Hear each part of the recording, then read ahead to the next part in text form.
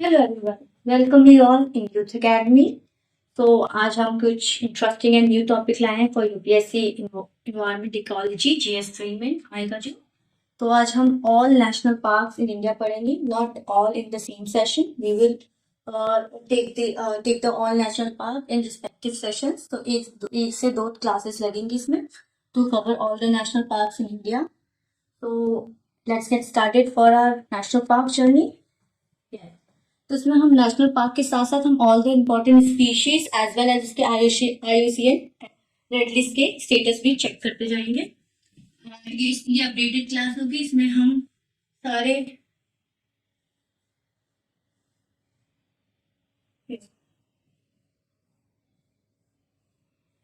ये हम सारे स्पीशीज के साथ उसके स्टेटस भी चेक करते जाएंगे। तो हम नेशनल पार्क स्टार्ट कर रहे हैं। तो हम पहले wild life sanctuary protected areas के बारे में थोड़ा डिटेल डिस्क्रिप्शन ले लेते हैं, फिर हम अपने नेशनल पार्क्स को स्टार्ट करेंगे। तो हम प्रोटेक्टेड एरियाज में हैं, हमें पता है वाइल्ड लाइफ प्रोटेक्शन एक्ट 1972 है। और अभी हमने रिसेंट मेरा सेशन 12 में बार्डर नेशनल पार्क का हमने पढ़ा था, तो मैंने कहा था कि वो वाइल्ड लाइफ प्रोटेक्शन एक्ट 1972 के अंदर एक नया नेशनल पार्क घोषित किया गया है।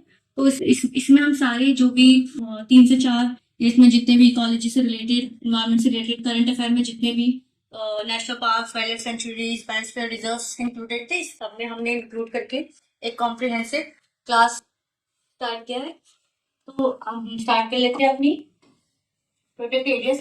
तो वाइल्ड लाइफ सेंचुरी की बात करें तो वाइल्ड लाइफ सेंचुरी और नेशनल पार्क में डिफरेंस क्या है, बेसिकली ये भी देखेंगे। बायोस्फीयर रिजर्व एक अलग टॉपिक हो जाएगा, इसको हम सेपरेटली देखेंगे और साथ ही साथ हमने अदर पर्टिकुलर स्पीशीज के ऊपर भी हम ध्यान देंगे। तो वाइल्ड लाइफ जो है सेंचुरीज वो प्रोटेक्टेड करते हैं स्पेसिफिक स्पीशीज को, एक स्पेसिफिक एनिमल और specific species of plants as well as animals. तो जो हम इसमें देखते हैं, इसमें हम एंटायर, जैसे कि कोई एनिमल है वो एक एंटायर जंगल में रह रहे, फॉरेस्ट में रह रहे, एंटायर फॉरेस्ट और जंगल की बात नहीं करता, हम बस एनिमल की प्रोटेक्शन की बात करते हैं, इस पर्टिकुलर एनिमल के प्रोटेक्शन की। क्या है, protect specific species of animal और प्लांट। इसको थोड़ा डिटेल में देखिए। प्रोटेक्टेड वन स्पेशल और पर्टिकुलर स्पीशीज, एग्जांपल में जैसे कि टाइगर्स हो गए, एक पर्टिकुलर प्लांट स्पीशीज हो गए। अगर हमने रेड सैंडल की बात की, रेड वुड होता है ना, जो चंदन की लकड़ियां होती है रेड में, जो शेषाचल के जंगलों में मिलती है। आप सभी ने पुष्पा मूवी देखी होगी, तो वो भी एक है ना, कंजर्व किया हुआ प्लांट है, इसलिए तो वो इलीगली उसकी लकड़ियां कैसे इलीगली सप्लाई करते थे। तो ऐसे हम particular species of animal as well as plant की बात करते हैं, इसमें हम एंटायर इकोसिस्टम की बात नहीं करते हैं। Wild life sanctuary wild life से पता चल रहा है एक पर्टिकुलर स्पीशीज जो कि हम प्रोटेक्ट करेंगे ताकि वो कंजर्व हो सके एंड उसकी जो भी पॉपुलेशन है पर्टिकुलर स्पीशीज और एनिमल वेदर प्लांट वो एक्सटिंक्ट ना हो जाए। हम ये पढ़ेंगे कि एक्सटिंक्ट मतलब क्या होता है, कौन से लिस्ट में आता है, उसको कितना ऑब्जर्वेशन स्टेटस की जरूरत है, कितना मैनेजमेंट की जरूरत है, सब पढ़ेंगे। अभी हम स्टार्ट ही कर रहे हैं। वाइल्ड लाइफ का देख लें, प्रोटेक्ट करते हैं specific species of animal and plants को। हमने एग्जाम्पल भी देखा, जैसे टाइगर, जो हमारा प्रोजेक्ट टाइगर चल रहा है, गंगा डॉल्फिन चल रही है, जो हमारी वो एक पर्टिकुलर स्पीशीज हो गई। पर्टिकुलर स्पीशीज वो एक वाइल्ड लाइफ प्रोटेक्शन एक्ट में ही आ जाते हैं, वाइल्ड लाइफ सेंचुरीज में ही रहते हैं। The second area is not restriction. तो हम एरिया के बेसिस पे नेशनल पार्क और वाइल्ड लाइफ सेंचुरी को डिस्टिंग्विश नहीं कर सकते हैं, एरिया एक रिस्ट्रिक्शन नहीं हो सकता। Many wildlife sanctuaries in India are jointly protected by state and central government. Some are primarily managed by the state. Basically जो वाइल्ड लाइफ सेंचुरीज होती है वो कैसे वाइल्ड लाइफ सेंचुरीज बनाई जाती है, पर्टिकुलर एरियाज को कैसे वाइल्ड लाइफ सेंचुरी की लिस्ट में डाला जाता है और कैसे वो प्रोटेक्ट होती है। तो इसमें ये बोला गया कि स्टेट और सेंटर दोनों ज्वाइंटली प्रोटेक्ट कर सकते हैं, गवर्न कर सकते हैं, बट जो बेसिकली प्राइमरी जो है वो स्टेट गवर्नमेंट मैनेज करती है। हमने वाइल्ड लाइफ सेंचुरीज की बात की, नेशनल पार्क में नेक्स्ट था। National park protects entire ecosystem. Like overall area with respective of flora and fauna. इससे आप समझ लो जैसे कि एनिमल मिल रहा है, एनिमल जिस इकोसिस्टम में मिल रहा है, इकोसिस्टम आपने इन्वायरमेंट में पढ़ा होगा, जो लिविंग प्लस नॉन मतलब बायोटिक एंड अबायोटिक की जो इंटरेक्शन है वो इकोसिस्टम बनाते हैं। तो ये जो इकोसिस्टम में जितने भी पेड़ लगा देते हैं, मतलब ट्रीज मिल रहे हैं, एनिमल्स मिल रहे हैं, घास मिल रही है, ये एनिमल जिस अदर स्पीशीज पे निर्भर है, मतलब फूड चेन जैसे प्रोवाइड, सारे इकोसिस्टम को प्रोटेक्ट करता है नेशनल पार्क। और जो हमने वाइल्ड लाइफ सेंचुरी पढ़ी वो सिर्फ एक पर्टिकुलर स्पीशीज को प्रोटेक्ट करता है। तो बेसिकली ब्रॉडली डेफिनेशन देखें national park and wild life sanctuary में, तो ये डेफिनेशन है कि ये लार्ज एंटिटी को कवर करता है, मतलब इसका पूरा इकोसिस्टम कवर हो जाता है। नेशनल पार्क में वही वाइल्ड लाइफ सेंचुरी में पर्टिकुलर स्पीशीज कवर होती है, जैसे कि पर्टिकुलर स्पीशीज अलग अलग तरीके से कवर की जाती है अलग अलग वाइल्ड लाइफ सेंचुरी में। Centre and state both can be explore any area national park में, सेंटर और स्टेट बोथ एरियाज को नेशनल पार्क डिक्लेयर कर सकते हैं। और क्या है इसमें, area can be larger smaller according to the wildlife. According to the wildlife क्यों, तो इससे हम ये समझ पा रहे हैं कि जो वाइल्ड लाइफ प्रोटेक्शन होती है इससे मिलकर हमारा इकोसिस्टम मतलब नेशनल पार्क बनता है, क्योंकि बहुत सारी वाइल्ड लाइफ को मिला के एक इकोसिस्टम फॉर्म होता है। वाइल्ड लाइफ हम सिर्फ एनिमल को नहीं कह रहे, वाइल्ड लाइफ हम उसके प्लांट्स को भी कह रहे हैं, और वो जो एनिमल जिस प्लांट पे निर्भर है उसको भी इकोसिस्टम में कंसिडर कर रहे हैं। तो जो नेशनल पार्क है वाइल्ड लाइफ, बहुत सारे वाइल्ड लाइफ को मिला के एक नेशनल पार्क बन सकता है, ये कह सकते हैं हम। बट इसमें फिर से ये एरिया है, area can be larger smaller according to the wildlife. Wildlife हमने जाना एक पर्टिकुलर स्पीशीज होती है, हमने इसमें भी जानी थी एरिया डिस्ट्रिक्शन नहीं हो सकता, एरिया के बेसिस पे हम इसको डिस्टिंग्विश नहीं कर सकते with respect to national park. फिर स्टेटमेंट यहाँ पर है, नेशनल पार्क छोटे भी हो सकते हैं, नेशनल पार्क बड़े भी हो सकते हैं as compare to wildlife sanctuaries. तो इसमें area is not the parameter here. Greater degree of protection and restriction, इसमें जो इकोसिस्टम को जो पूरा प्रोटेक्ट कर रहे हैं इसमें greater degree of protection provide होती है और इसमें रिस्ट्रिक्शन भी प्रोवाइड होती है। नेशनल पार्क में जो डिवाइडेड होते हैं buffer zone and core zone जैसे करते हैं, तो जो बफर जोन होता है उसमें तो टूरिस्ट का मूवमेंट अलाउड होता है, जो हम जिप्सी सवारी करते हैं, जिम कॉर्बेट नेशनल पार्क है उसमें तो जिप्सी की सवारी होती है, वो तो एक नेशनल पार्क है। तो इसमें डिवाइडेड कर देते हैं कि कोर जोन में कोई नहीं इंटरफेयर होगा ह्यूमन का, बट इसके जो बफर जोन हो रहा है पेरिफेरी में हो रहा है, जो पेरिफेरी होता है उसमें हम ह्यूमन मूवमेंट को एंगेज कर सकते हैं, मतलब अलाउड कर सकते हैं। तो यहाँ पे देखिए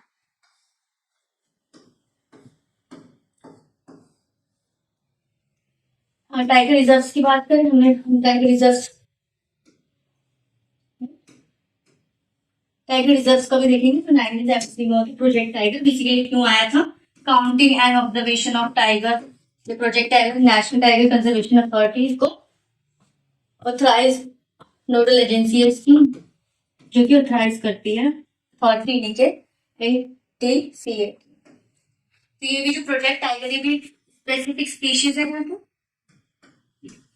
स्पेसिफिक स्पीशीज है, क्योंकि वाइल्ड लाइफ सेंचुरी में मतलब हम एक पर्टिकुलर टाइगर की कंजर्वेशन की बात कर रहे हैं यहाँ पर, और ये प्रोजेक्ट टाइगर चलाया गया था, इसलिए इसको हम पर्टिकुलरली टाइगर रिजर्व्स बोलते हैं।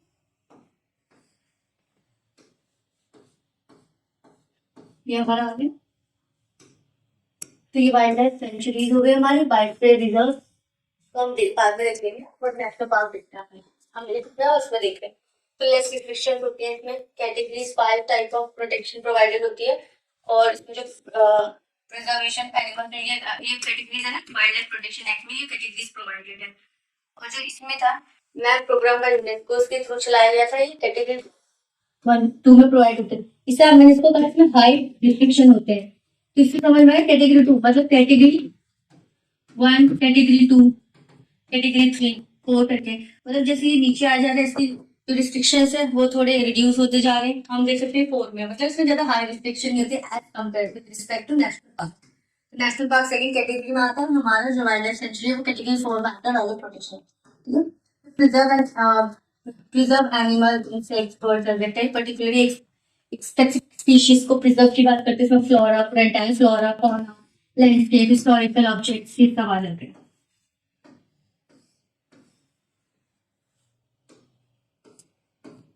बायोस्फीयर रिजर्व ये तो हम बात इस क्लास में पढ़ेंगे, पर हम देख लेते हैं। बायोस्फीयर रिजर्व और वाइल्ड लाइफ सेंचुरी और नेशनल पार्क के जो बीच में एक ट्रांजिशन फेज हो जाता है, जो उसको बायोस्फीयर रिजर्व कहते हैं। बीच में जो मिडल में आ जाता है उसको इसका मोटर रिस्ट्रिक्शन होता है, less restriction, motor restriction and the high restriction. Category 4 में है, कैटेगरी 5 में map UNESCO programme by UNESCO के थ्रू है, एंड उसमें preserve animal and species, protect the biodiversity of the designated area, and इसमें flora fauna, मतलब पूरे ecosystem को करते हैं। इकोसिस्टम जैसे कि हमारा हो गया जो जैसे वाटर इकोसिस्टम है, इकोसिस्टम में जो वाटर में जितने फ्लोरा एंड फौना मिलेंगे विद जो एनिमल स्पीशीज हो जाएंगी, प्लांट की स्पीशीज, उन सबको प्रोटेक्ट करेंगे। बायोडाइवर्सिटी क्या हो जाती है यहाँ पर, हाइड्रोस्फीयर, हाइड्रोस्फीयर हो जाता है, लिथोस्फीयर हो जाता है हमारा। हाइड्रोस्फीयर, लिथोस्फीयर, एटमॉस्फेयर से मिला के जो बायोस्फीयर बनता है, ये इंटरेक्शन जोन हो जाता है। उसी के कंजर्वेशन की बात करिए यहाँ पर। इसलिए हमारा मैंने पहले बताया फ्लोर, बफर एंड ये हमारे पूरे जैसे बायोस्फीयर एरिया है। यहाँ पर ह्यूमन सेटलमेंट्स अलाउड है, जो जो जो ट्राइबल्स होते हैं, पीबीटीजीज होती हैं, उन सबको सेटलमेंट प्रोवाइड एक transition they from server human से हम बफर की तरफ आते हैं। बफर में for tourism, grazing of animals is to provide a common or human activity is allowed. ये हमने देख लिया। फिर जो हम देखते हैं, जो हमें नेशनल पार्क की जो सेशन हो रही है, wild life sanctuaries and national park, ये नेशनल पार्क कवर होते हैं तो वाइल्ड लाइफ सेंचुरीज में भी जाएंगे, टाइगर रिजर्व में भी जाएंगे, टाइगर कैसे रिजर्व करना, तो ये सब देखेंगे। लेकिन किस तरह के क्वेश्चन हम यूपीएससी या अदर स्टेट गवर्नमेंट एग्जाम्स में एक्सेप्ट कर सकते हैं कि कैसे कैसे क्वेश्चंस आ सकते हैं। तो जो क्वेश्चन होता है बेसिकली मैप बेस्ड होगा, जैसे कि मैप बेस्ड होगा, स्पीशीज होगी कि पर्टिकुलर स्पीशीज कहाँ मिलती है, सबसे फेमस स्पीशीज कौन सी नेशनल पार्क की है, ये सब होगा। रिवर्स की उस particular national park wild life sanctuary में कौन से रिवर्स फ्लो हो रहे हैं, स्टेट वाइज हो जाएगा, डायरेक्शन वाइज हो जाएगा कि नॉर्थ टू वेस्ट डायरेक्शन से अरेंज करना है, ईस्ट टू वेस्ट डायरेक्शन से अरेंज करो से, ये सब आ जाएंगे। हम तुम्हें ये सब भी देखते जाएंगे, मैप में भी ये डायरेक्शन मैप हो जाएगी। सबसे पहले हम आईयूसीएन की लिस्ट के आईयूसीएन के बारे में पढ़ लेते हैं, क्योंकि इसी को हम देखते हुए हम अपनी जो भी हम स्पीशीज पढ़ेंगे उनको हम कैटेगराइज करेंगे। तो आईयूसीएन है जो कि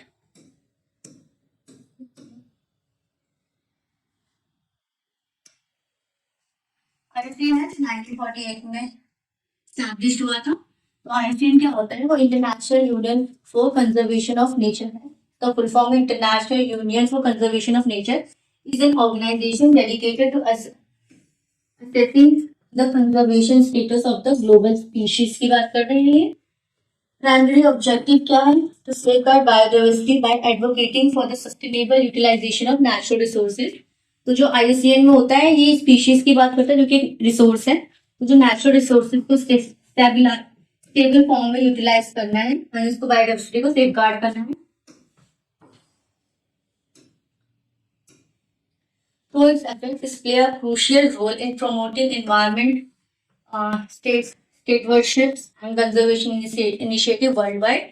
ये वर्ल्ड वाइड इनिशिएटिव प्रोवाइड करता है, हर एक पर्टिकुलर कंट्री के स्पीशीज को इन्होंने कैटेगराइज कर रखा है।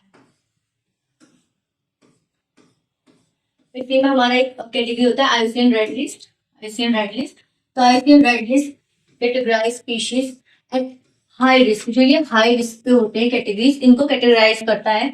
आईयूसीएन एक संस्था है जो कि जो भी नेचुरल रिसोर्सेज है उसको कैसे सस्टेनेबली यूज करना चाहिए। नेचुरल रिसोर्सेज में हमारे animals, plants and biodiversity protection ये सब आ जाते हैं। तो ये जो रेड लिस्ट है ये पर्टिकुलरली इसलिए प्रोवाइडेड है आईयूसीएन में, जिसको हाई रिस्क है, जो बहुत ही ज्यादा ही हाई रिस्क बन चुका है, जो कि इन फ्यूचर वो एक्सटेंड ही हो जाएगा। तो नाउ इन प्रेजेंट कंजर्व करने की बहुत ही जरूरत है। Species at high risk highlighting the reduction of biodiversity and human influence on the environment. This comprehensive inventory ये एक इन्वेंटरी है as a critical resource for understanding the threats facing at various species. ठीक है, critical resource for understanding the threats, ये इसे assess भी करता है कि कौन कौन से ऐसे थ्रेट्स हैं जो कि वर्ल्ड वाइड प्रेजेंट है, जो कि एक पर्टिकुलर स्पीशीज को थ्रेट कर रहा है, जो कि हाई रिस्क बना रहा है। Underscore the urgent need for conservation efforts mitigate human impact on ecosystem. ये ह्यूमन एनिमल कॉन्फ्लिक्ट की भी बात कर रहे हैं, ह्यूमन एनिमल कॉन्फ्लिक्ट कॉरिडोर्स के थ्रू। यस,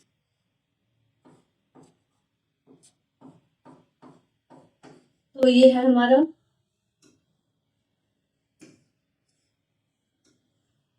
मैंने चार्ट IUCN रेड लिस्ट की ऑप्शन वेबसाइट से लिया है।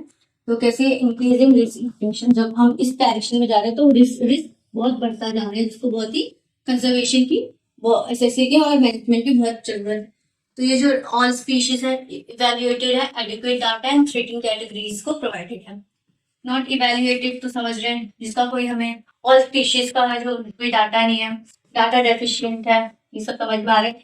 यहाँ से हमारा बेसिकली स्टार्ट होता है, जो कलर ये जो सर्कल्स है यहाँ से हमारी कैटेगरी स्टार्ट होती है। इससे पहले कोई डाटा बेसिकली प्रोवाइडेड, इतना डाटा डेफिशिएंसी है, इवैल्यूएशन इतना नहीं है, इवैल्यूएट नहीं। तो यहाँ से हम स्टार्ट करेंगे। तो लीस्ट कंसर्न समझ आ रहा है कि गौर करने की आवश्यकता है, बट इतनी नहीं है। तो ठीक है, उसकी पॉपुलेशन ठीक है, बट हमको कंजर्व करना पड़ेगा क्योंकि फ्यूचर में हो सकता है कि खत्म हो सके।